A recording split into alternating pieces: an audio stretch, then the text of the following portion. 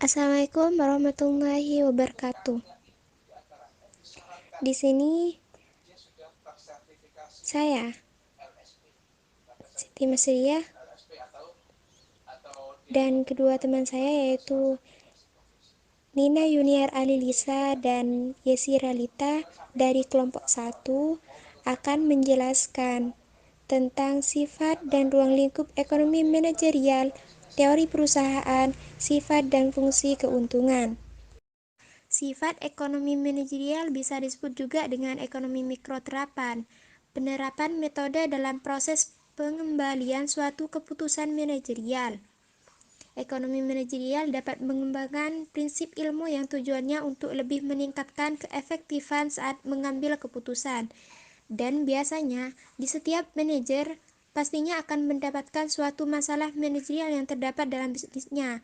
Permasalahan tersebut timbul karena adanya kesengajaan antara kondisi di lapangan dengan apa yang diharapkan oleh seorang manajer.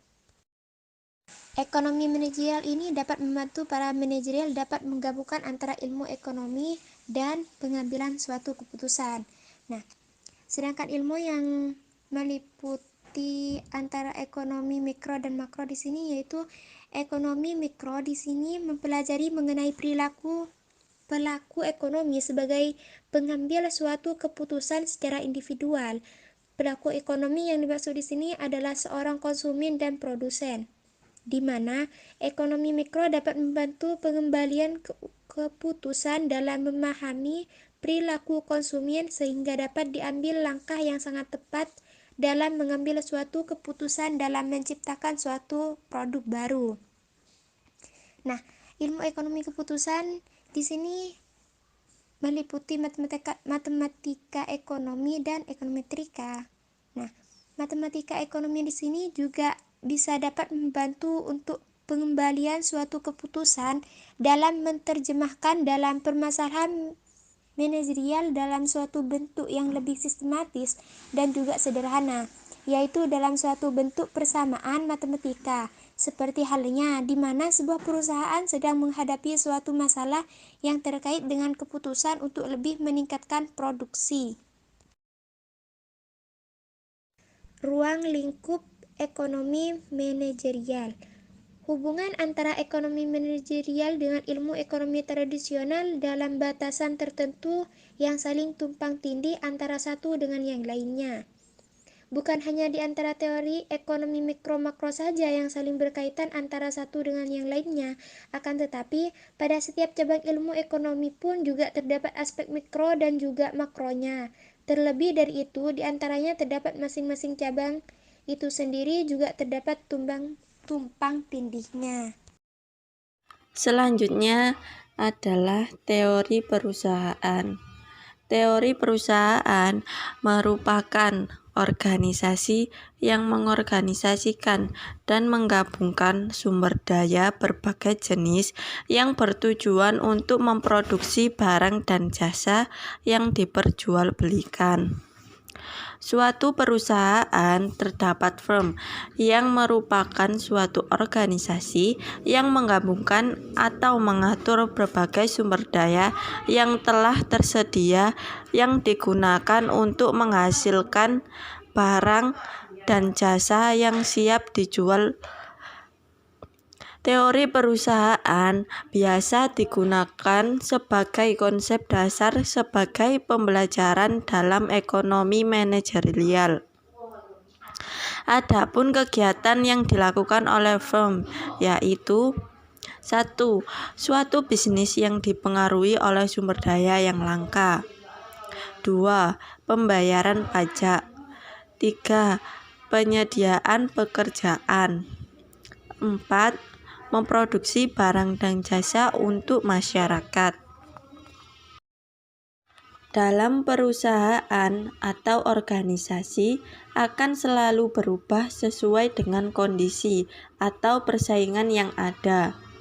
Perubahan biasanya diperlukan sebuah informasi, yaitu 1. Menyiapkan sumber yang memiliki ketidakpastian yang dihadapi oleh perusahaan yang berasal dari permintaan pasar. 2. memperoleh dan mengembangkan pengetahuan khusus. 3. Meningkatkan efektivitas dan efisiensi investasi. 4. Meningkatkan pemberian kompensasi kepada agen. 5. Meningkatkan efisiensi delegasi wewenang.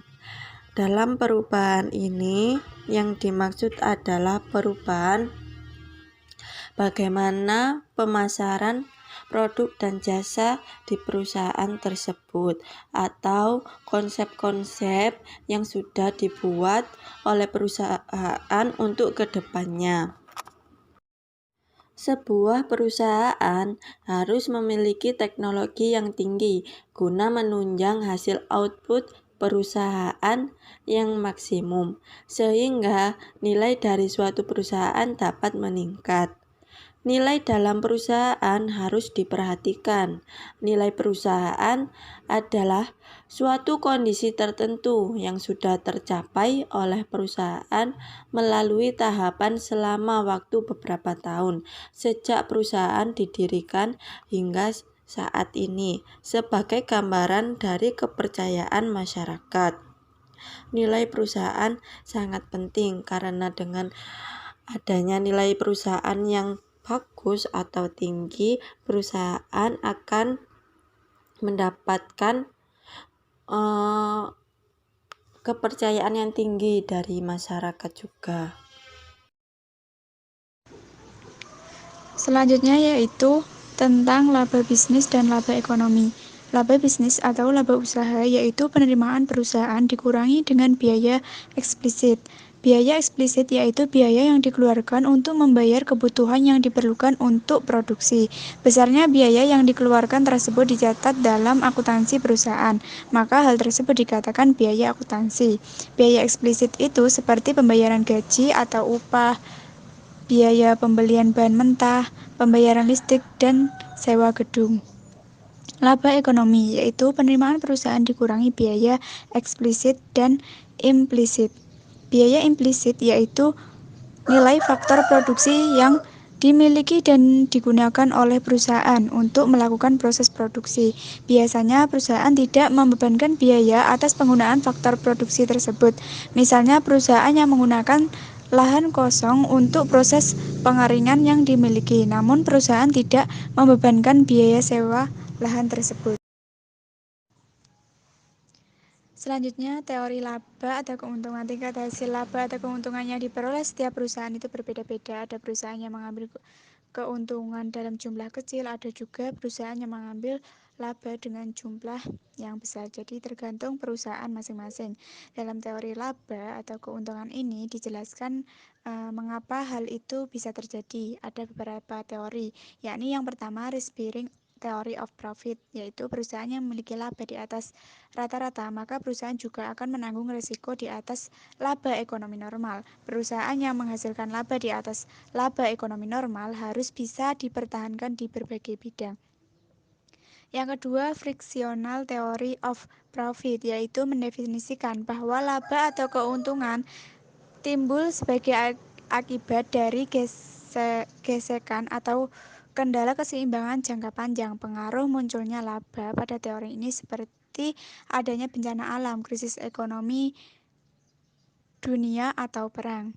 Seperti adanya bencana alam, maka permintaan atau kebutuhan seperti bahan pokok, makanan, pakaian, kebutuhan lainnya akan meningkat dalam memenuhi kebutuhan korban, sehingga perusahaan yang menghasilkan produk-produk dalam kategori tersebut akan mendapatkan laba yang semakin meningkat. Yang ketiga, monopoli theory of profit. Perusahaan yang memiliki kekuatan monopoli akan membatasi output dan menetapkan harga lebih tinggi dibanding dengan harga pasar persaingan, sehingga perusahaan akan memperoleh laba yang lebih tinggi. Yang keempat, innovative theory of profit, yaitu laba atau keuntungan merupakan imbalan atau keberhasilan inovasi yang telah dilakukan, seperti perusahaan yang berhasil menemukan obat gagal ginjal. Maka perusahaan tersebut akan memperoleh laba atau keuntungan yang dihasilkan penjualan obat gagal ginjal tersebut. Pasien akan membayar berapapun harga obat tersebut yang dibutuhkan untuk menyembuhkan penyakitnya. Yang kelima, managerial efficiency theory of profit, yaitu perusahaan yang dapat beroperasi yang lebih efektif daripada perusahaan umumnya, maka perusahaan tersebut akan memperoleh hasil balik atas usaha yang telah dilakukannya. Selanjutnya, fungsi laba atau keuntungan. Yang pertama, laba atau keuntungan sebagai bukti bahwa banyak konsumen yang menginginkan produk yang dihasilkan perusahaan tersebut. Artinya, meningkatnya peminat produk juga berpengaruh pada peningkatan pendapatan yang dihasilkan. Otomatis, keuntungan atau laba yang didapat akan meningkat. Laba atau keuntungan berfungsi sebagai insentif untuk perusahaan dalam meningkatkan output yang diperoleh atau untuk masuk ke dalam industri jangka panjang, sehingga hal tersebut menunjukkan laba atau keuntungan akan menjamin kesuksesan perusahaan. Ketiga, laba berfungsi sebagai imbalan atas efisiensi yang lebih besar, sehingga perusahaan yang bekerja secara efektif akan menikmati hasil keuntungan yang didapatkan. Efisiensi berarti biaya operasional perusahaan yang dikeluarkan lebih rendah, maka laba atau keuntungan akan meningkat.